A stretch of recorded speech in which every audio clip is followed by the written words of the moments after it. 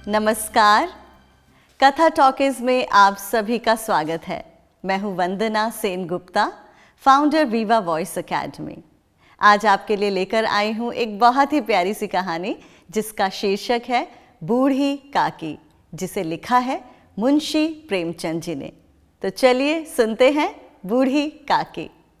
बुढ़ापा बहुधा बचपन का पुनरागमन हुआ करता है। बूढ़ी काकी में जिह्वा स्वाद के सिवा और कोई चेष्टा शेष न थी और ना अपने कष्टों की ओर आकर्षित करने का रोने के अतिरिक्त कोई दूसरा सहारा ही। समस्त इंद्रियां, नेत्र, हाथ और पैर जवाब दे चुके थे, पृथ्वी पर पड़ी रहती थी और घर वाले कोई बात उनकी इच्छा के प्रतिकूल करते, भोजन का समय टल जाता या उसका परिमाण पूर्ण ना होता अथवा बाजार से कोई वस्तु आती और ना मिलती तो ये रोने लगती थी। और उनका रोना सिसकना साधारण रोना ना था, वे गला फाड़ फाड़ कर रोती थीं। उनके पतिदेव को स्वर्ग सिधारे कालांतर हो चुका था। बेटे तरुण हो होकर चल बसे थे। अब एक भतीजे के अलावा और कोई न था। उसी भतीजे के नाम उन्होंने अपनी सारी संपत्ति लिख दी। भतीजे ने सारी संपत्ति लिखाते समय खूब लंबे चौड़े वादे किए, किंतु वे सब वादे केवल कुली डिपों के दलालों के दिखाए हुए सब्ज बाग थे। यद्यपि उस संपत्ति की वार्षिक आय 150-200 रुपये से कम न थी, तथापि बूढ़ी काकी को पेट भर भोजन भी कठिनाई से मिलता था। इसमें उनके भतीजे पंडित बुद्धिराम का अपराध था या उनकी अर्धांगिनी श्रीमती रूपा का, इसका निर्णय करना सहज नहीं। बुद्धिराम स्वभाव के सज्जन थे, किंतु उसी समय तक जबकि उनके कोष पर आँच न आए।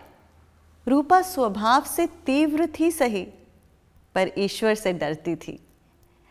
संपूर्ण परिवार में यदि काकी से किसी को अनुराग था तो वो बुद्धिराम की छोटी लड़की लाडली थी। हाँ, लाडली अपने दोनों भाइयों के डर से अपने हिस्से की मिठाई चबैना बूढ़ी काकी के पास बैठकर ही खाया करती थी।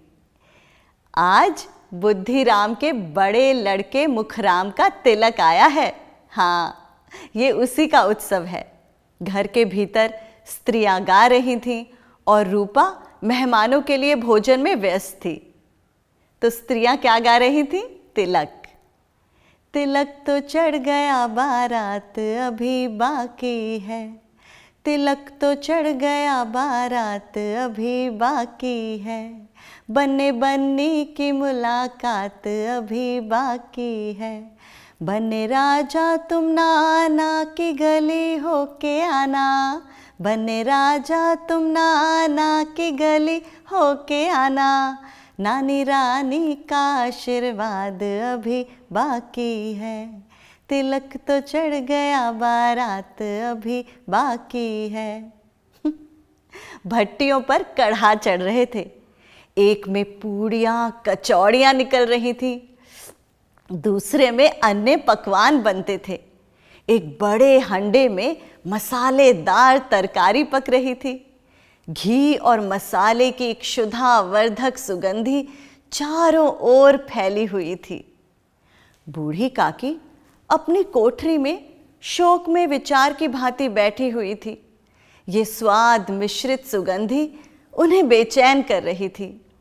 वे मन ही मन विचार कर रही थी, लगता है मुझे पूड़ियाँ ना मिलेंगी। इतनी देर हो गई, कोई भोजन लेकर नहीं आया। मालूम होता है सब लोग भोजन कर चुके हैं, मेरे लिए कुछ ना बचा। ये सोचकर उन्हें रोना आया, परंतु अपशकुन के भय से वो रो भी न सकी। कैसी सुगंधी है, अब मुझे कौन पूछता है। जब रोटियों के ही लाले पड़े हैं तब ऐसे भाग्य कहाँ कि भरपेट पूड़ियाँ मिलें। ये विचार कर उन्हें रोना आया।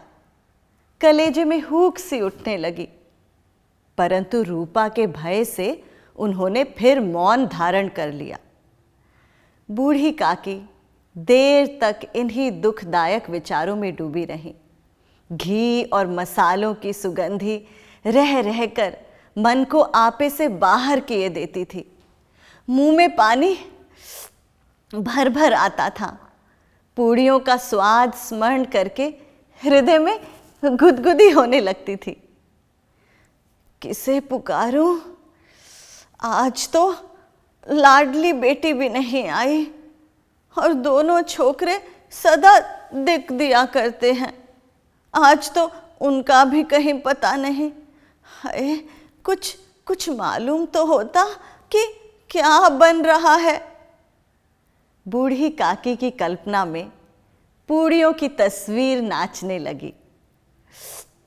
खूब लाल लाल, फूली फूली, नरम नरम होंगी। रूपा ने भली भांति भोजन किया होगा। हाँ, कचौड़ियों में अजवाइन और इलायची की महक आ रही होगी। एक पूड़ी मिलती तो जरा हाथ में लेकर देखती। हाँ, क्यों ना चलकर कढ़ा के सामने ही बैठूं। पूड़ियाँ छन छन कर तैयार होंगी।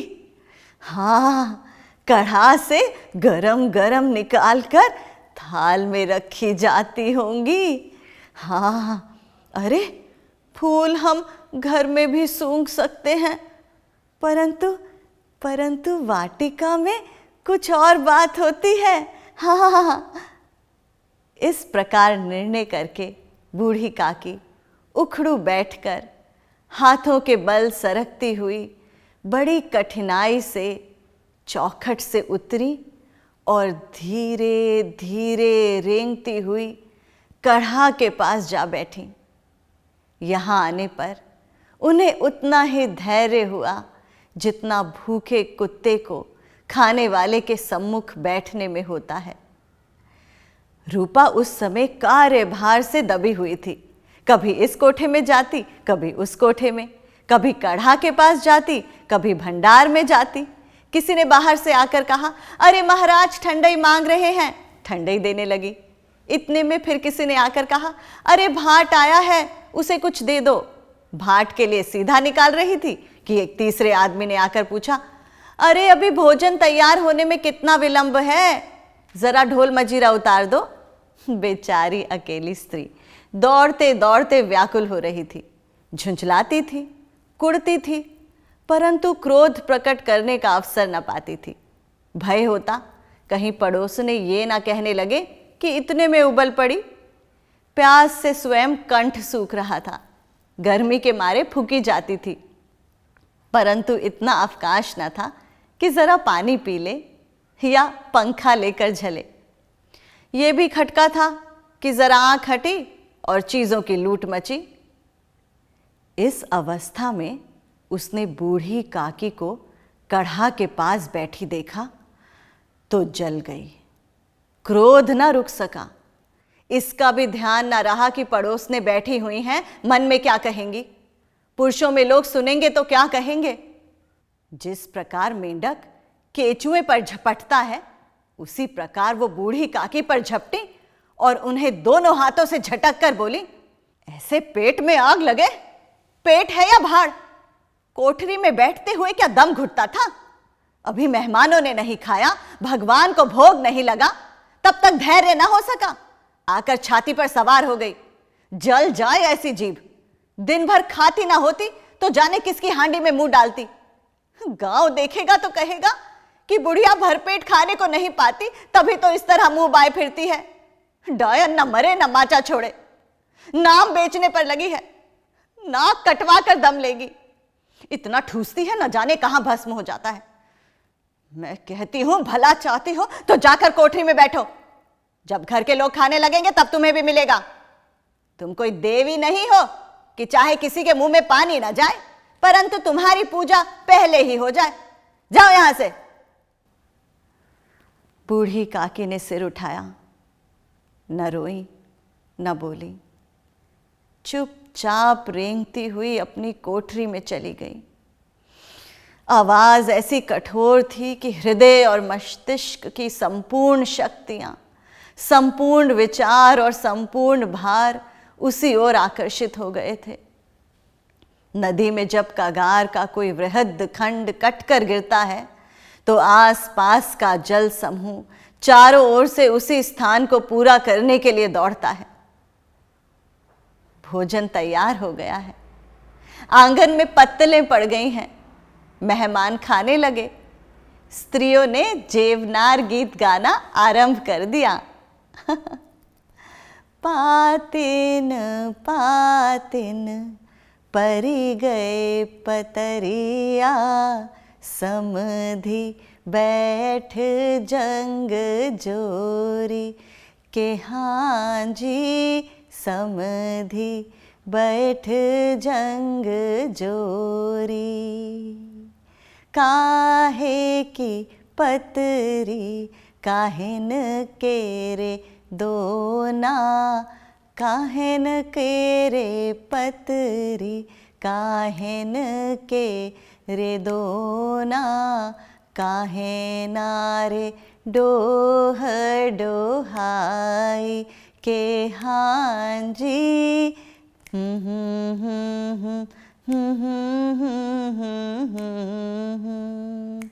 स्त्रियां जेवनार गीत गा रही थीं और धीरे धीरे लोग आनंद ले रहे थे।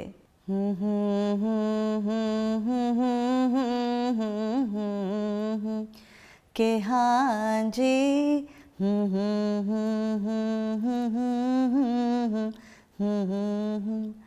बूढ़ी काकी अपनी कोठरी में जाकर पश्चाताप कर रही थी कि मैं कहाँ से कहाँ आ गई। उन्हें रूपा पर क्रोध नहीं था, अपनी जल्दबाजी पर दुख था। सच ही तो है, जब तक मेहमान लोग भोजन ना कर चुकेंगे घर वाले कैसे खाएंगे। मुझसे इतनी देर भी ना रहा गया, सबके सामने पानी उतर गया। अब जब तक कोई बुलाने नहीं आएगा न जाऊंगी।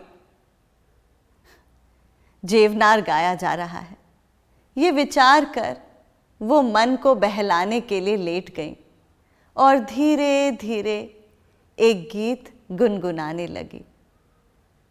सज धज निकली बारात, रंगीला बनड़ा द्वारे पे आया। उन्हें मालूम हुआ कि उन्हें गाते देर हो गई। क्या इतनी देर तक लोग भोजन ही कर रहे होंगे? किसी की आवाज सुनाई नहीं देती। अवश्य ही लोग खा पीकर चले गए, मुझे कोई बुलाने नहीं आया है। रूपा चिढ़ गई है, क्या जाने ना बुलाए। सोचती हो कि आप ही आवेंगी, वो कोई मेहमान तो नहीं जो उन्हें बुलाऊं। हाँ। बूढ़ी काकी फिर चलने को तैयार हुई, ये विश्वास कि 1 मिनट में पूड़ियाँ और मसालेदार तरकारियाँ सामने आ जाएंगी उनकी स्वादेंद्रियों को गुदगुदाने लगा। उन्होंने मन में तरह तरह के मंसूबे बांधे। पहले तरकारी से पूड़ियाँ खाऊंगी, फिर दही और शक्कर से, हाँ, कचौरियाँ रायते के साथ मज़ेदार मालूम होंगी। चाहे कोई बुरा माने चाहे भला, मैं तो मांग मांग कर खाऊंगी। हाँ, यही ना लोग कहेंगे कि इन्हें विचार नहीं। हाँ, कहा करें, इतने दिन के बाद पूड़ियाँ मिल रही हैं तो मुंह झूठा करके थोड़े ही उठ जाऊंगी। हाँ। वो उकड़ू बैठकर सरकते हुए आंगन में आई, परंतु हाय दुर्भाग्य, अभिलाषा ने अपने पुराने स्वभाव के अनुसार समय की मिथ्या कल्पना की थी। बूढ़ी काकी रेंगती हुई उनके बीच में आ पहुंची। कई आदमी चौंक कर उठ खड़े हुए, पुकारने लगे, अरे ये बुढ़िया कौन है? यहां कहां से आ गई? देखो देखो, किसी को छू ना दे। पंडित बुद्धिराम काकी को देखते ही क्रोध से तिलमिलाने लगे। पूड़ियों का थाल लिए खड़े थे, थाल को जमीन पर पटक दिया और जिस प्रकार निर्दयी महाजन अपने किसी बेईमान और भगौड़े कर्जदार को देखते ही उसका टेटुआ पकड़ लेता है, उसी तरह लपक कर उन्होंने काकी के दोनों हाथ पकड़े और घसीटते हुए लाकर उन्हें अंधेरी कोठरी में धम से पटक दिया। आशा रूपी वाटिका लू के एक झोंके में विनष्ट हो गई। मेहमानों ने भोजन किया, घर वालों ने भोजन किया, बाजे वाले धोबी चमार भी भोजन कर चुके, परंतु बूढ़ी काकी को किसी ने न पूछा। लाडली को काकी से अत्यंत प्रेम था। बेचारी भोली लड़की थी, बाल विनोद और चंचलता की उसमें गंध तक न थी। उसने अपने हिस्से की पूड़ियां बिल्कुल न खाई थीं, अपनी गुड़िया की पिटारी में बंद करके रखी थीं। उन पूड़ियों को काकी के पास ले जाना चाहती थी। उसका हृदय अधीर हो रहा था। पूड़ी काकी मेरी बात सुनते ही उठ बैठेंगी, पूड़ियां देखकर कितनी प्रसन्न होंगी और मुझे खूब प्यार करेंगी। रात को 11 बज गए थे। रूपा आंगन में पड़ी सो रही थी। लाडली की आंखों में नींद ना आती थी। काकी को पूड़ियां खिलाने की खुशी उसे सोने ना देती थी। उसने पिटारी उठाई और बूढ़ी काकी की कोठरी की ओर चली। बूढ़ी काकी को केवल इतना याद था कि किसी ने मेरे हाथ पकड़कर घसीटे, फिर ऐसा मालूम हुआ कि जैसे कोई पहाड़ पर उड़ाए लिए जाता है। उनके पैर बार बार पत्थरों से टकराए, तब किसी ने उन्हें पहाड़ पर से पटका और वो मूर्छित हो गई। जब वे सचेत हुई तो किसी की जरा भी आहट ना मिलती थी। समझी कि सब लोग खा पीकर सो गए और उनके साथ मेरी तकदीर भी सो गई। रात कैसे कटेगी? हाय, क्या खाऊं? पेट में अग्नि धधक रही है। हाय, किसी ने मेरी सुधि ना ली। क्या मेरा पेट काटने से धन जुड़ जाएगा? इन लोगों को इतनी भी दया नहीं आती कि ना जाने बुढ़िया कब मर जाए, उसका जी क्यों दुखावे। मैं पेट की रोटियां ही खाती हूं कि और कुछ। इस पर ये हाल, मैं अंधी, अपाहिज, न कुछ सुनूं न बूझूं। यदि आंगन में चली गई तो क्या बुद्धिराम से इतना कहते न बनता था कि काकी अभी लोग खाना खा रहे हैं, फिर आना। मुझे घसीटा, पटका। उन्हीं पूड़ियों के लिए रूपा ने सबके सामने गालियां दी। उन्हीं पूड़ियों के लिए इतनी दुर्गति करने पर भी उनका पत्थर का कलेजा ना पसीजा। सबको खिलाया और मेरी बात तक ना पूछी। जब तभी ना दी, तब अब क्या देंगे? अब क्या देंगे? अब क्या देंगे? ये विचार कर काकी निराशामय संतोष के साथ लेट गईं। ग्लानि से गला भर भर आता था, परंतु मेहमानों के भय से कुछ ना कहती थी। सहसा कानों में आवाज आई, काकी, काकी उठो, मैं पूड़ियां लाई हूं। काकी ने लाडली की बोली पहचान ली, झटपट उठ बैठी, दोनों हाथों से लाडली को टटोला और उसे गोद में बैठा लिया। लाडली ने पूड़ियां निकाल कर दी। काकी ने पूछा, क्या क्या तुम्हारी अम्मा ने दी हैं? नहीं काकी, ये मेरे हिस्से की हैं। काकी पूड़ियों पर टूट पड़ी। 5 मिनट में पिटारी खाली हो गई। काकी, पेट भर गया? जैसे थोड़ी सी वर्षा ठंडक के स्थान पर और भी गर्मी पैदा कर देती है, उस भांति इन थोड़ी पूड़ियों ने काकी की क्षुधा और इच्छा को और उत्तेजित कर दिया। कहने लगी, नहीं बेटी लाडली, जा जा जा जाकर अम्मा से और मांग ला। अम्मा सोती है, जगाऊंगी तो मारेंगी।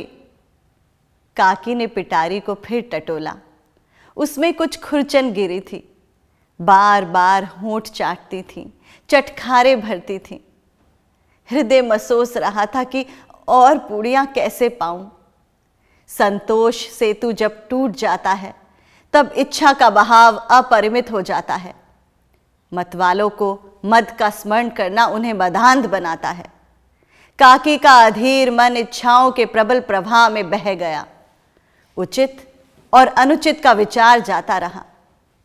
वे कुछ देर तक उस इच्छा को रोकती रहीं। सहसा लाडली से बोली, सुन लाडली बेटे, एक काम कर, मेरा हाथ पकड़कर ना वहां ले चलो जहां मेहमानों ने बैठकर भोजन किया है। हाँ, वहीं ले चलो। लाडली उनका अभिप्राय समझ न सकी। उसने काकी का हाथ पकड़ा और ले जाकर झूठे पत्तलों के पास बैठा दिया। दीन क्षुधातुर हत ज्ञान बुढ़िया पत्तलों से पूड़ियों के टुकड़े चुन चुन कर भक्षण करने लगी। ओह, दही कितना स्वादिष्ट था, कचौड़ियां कितनी सलोनी, खस्ता कितने सुकोमल। काकी बुद्धिहीन होते हुए भी इतना जानती थी कि मैं वो काम कर रही हूं जो मुझे कदापि न करना चाहिए।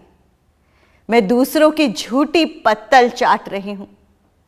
परंतु बुढ़ापा तृष्णा रोग का अंतिम समय है, जब संपूर्ण इच्छाएं एक ही केंद्र पर आ लगती हैं। बूढ़ी काकी में ये केंद्र उनकी स्वादेंद्रियां थीं। ठीक उसी समय रूपा की आंख खुली। उसे मालूम हुआ कि लाडली मेरे पास नहीं है। वो चौंकी, चारपाई के इधर उधर ताकने लगी कि कहीं नीचे तो नहीं गिर गई। उसे वहां न पाकर वो उठी तो क्या देखती है कि लाडली झूठे पत्तलों के पास चुपचाप खड़ी है और बूढ़ी काकी पत्तलों पर से पूड़ियों के टुकड़े उठा उठाकर खा रही हैं। रूपा का हृदय सन्न हो गया। किसी गाय की गर्दन पर छुरी चलते देखकर जो अवस्था उसकी होती, वही उस समय हुई। एक ब्राह्मणी दूसरों की झूठी पत्तल टटोले, इससे अधिक शोकमय दृश्य असंभव था। पूड़ियों के कुछ ग्रासों के लिए उसकी चचेरी सास ऐसा निष्कृष्ट कर्म कर रही है। ये वो दृश्य था जिसे देखकर देखने वालों के हृदय कांप उठते हैं। ऐसा प्रतीत होता मानो जमीन रुक गई, आसमान चक्कर खा रहा है, संसार पर कोई आपत्ति आने वाली है। रूपा को क्रोध न आया। शोक के सम्मुख क्रोध कहां? करुणा और भय से उसकी आंखें भर आईं। इस अधर्म का भागी कौन है? उसने सच्चे हृदय से गगन मंडल की ओर हाथ उठाकर कहा, परमात्मा, मेरे बच्चों पर दया करो। इस अधर्म का दंड मुझे मत दो, नहीं तो मेरा सत्यानाश हो जाएगा। रूपा को अपनी स्वार्थपरता और अन्याय इस प्रकार प्रत्यक्ष रूप में कभी ना दिख पड़े थे। वो सोचने लगी, हाय कितनी निर्दय हूं। जिसकी संपत्ति से मुझे 200 रुपए आय हो रही है, उसकी ये दुर्गति, और मेरे कारण। हे दयामय भगवान, मुझसे बड़ी भारी चूक हुई है, मुझे क्षमा करो। आज मेरे बेटे का तिलक था, सैकड़ों मनुष्यों ने भोजन पाया, मैं उनके इशारों की दासी बनी रही, अपने नाम के लिए सैकड़ों रुपए व्यय कर दिए, परंतु जिसकी बदौलत हजारों रुपए खाए, उसे इस उत्सव में भी भरपेट भोजन न दे सकी। केवल इसी कारण तो वो वृद्धा असहाय है।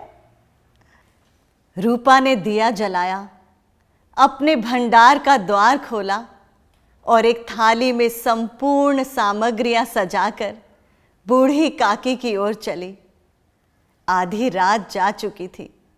आकाश पर तारों के थाल सजे हुए थे और उन पर बैठे हुए देवगण स्वर्गीय पदार्थ सजा रहे थे, परंतु उसमें किसी को वो परम आनंद प्राप्त न हो सकता था जो बूढ़ी काकी को अपने सम्मुख थाल देखकर प्राप्त हुआ। रूपा ने कंठारुद्ध स्वर में कहा, काकी, काकी उठो, भोजन कर लो। मुझसे आज बड़ी भूल हुई, उसका बुरा ना मानना।